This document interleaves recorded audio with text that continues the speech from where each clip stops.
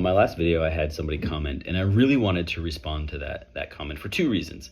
One is that mostly I want other vegans to see and hear an example of how you respond to some of the really common confusion and misconceptions that non-vegans have about veganism. So, and the other reason is, of course, to respond to the individual themselves. So the comment that was left, I'll just jump right into it. And there's actually multiple parts of the comment, and I'll address those in a different video, but I'll start with the first one, which was, so you're saying that a slave is the same as a chicken or a cow. And so I think it's so important that we address this, because as vegans, we oftentimes bring up examples of human slavery to discuss animal exploitation, and it can get tricky, right? So what I think is the most important thing to recognize is this. No, we aren't saying that human slavery is the same as animal exploitation. They are two separate behaviors with many differences and, of course, many similarities. But what we are doing here is we're saying, hey, look, I'm giving you the benefit of the doubt. Let's start with a situation that we both agree is horrible, a behavior that we both agree is unethical, something that we look at and we think is terrible together. What we're trying to do when we bring up slavery is say, hey, look, we both think this is horrible, right? And so from there, we're saying, well, why is it horrible? Why was slavery horrible? And it's not because this specific label of human being exists, right? What matters is what makes somebody suffer, right? The fact that slavery caused immense emotional, physical, generational, systemic suffering. That's what's wrong with it, right?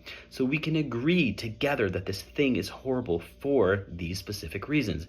And it really boils down to slavery caused immense suffering. And that's what was wrong with it. And we can both agree on that. We can both agree that slavery was horrible for that exact reason. The suffering it caused was horrible, and it was unnecessary suffering.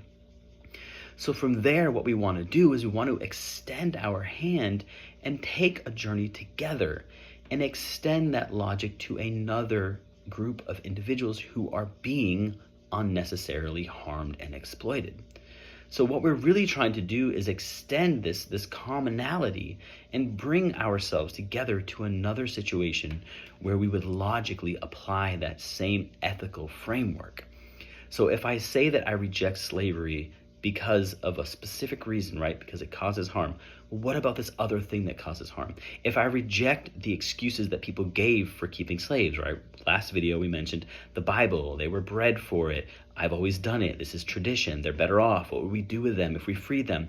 These are all excuses that we absolutely reject for keeping slaves, right? Because of the suffering it caused.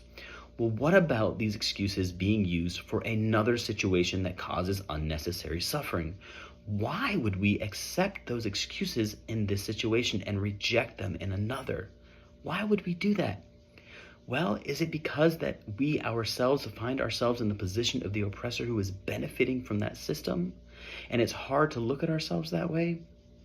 Well, we can do it together, right? We can take that journey together from applying our ethical framework in one situation to another similar situation. So that's what I think is really important as vegans, that we really stress that, no, we're not saying they're the same. We're asking you to look at why you reject this system of harm and look at another system of harm and ask yourself, am I using the excuses that these people use to justify another system of harm? And I think it's really important too to address this.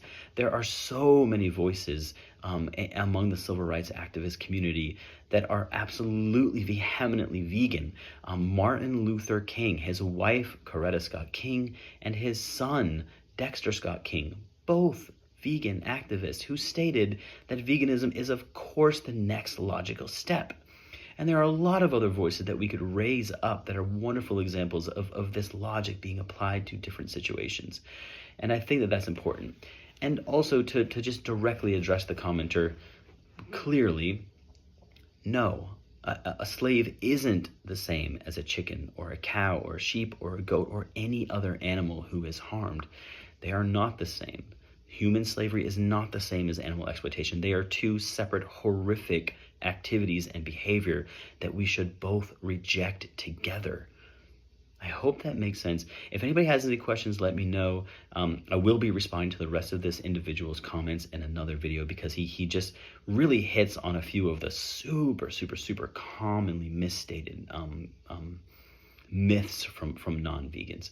I hope it makes sense, and especially vegans out there, I would love to hear if there are any other situations that you experience where you don't feel like you know what to say, because when you're armed with the facts and information, it's a lot easier to respond. Practice them if you have to, read the information, study up, and you will always be on the side of morality, because veganism is a moral, absolute, correct behavior. Hope that makes sense, you guys. Thank you so much for listening.